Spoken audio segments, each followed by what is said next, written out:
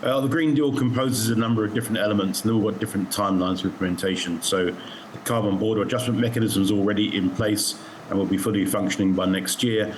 The EU's deforestation regulation won't come into effect until next year and may hopefully be delayed further because the compliance regime is very complex for people to get their head around, and that includes European businesses as well.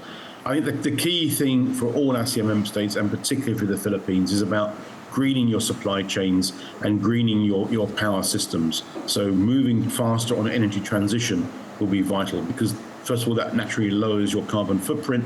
It makes compliance with many EU regulations much easier, but it also boosts your attractiveness for investment going forward.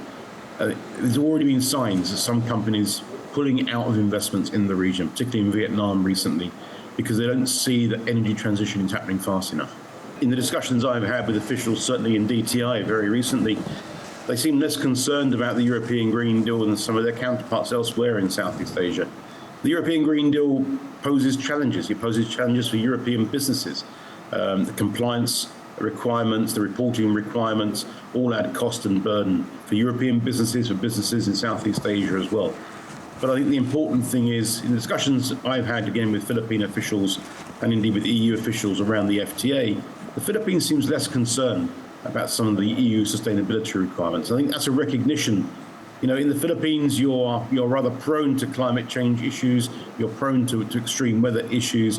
You know you need to deal with climate issues, and the Marcos regime is clearly making strides in that direction.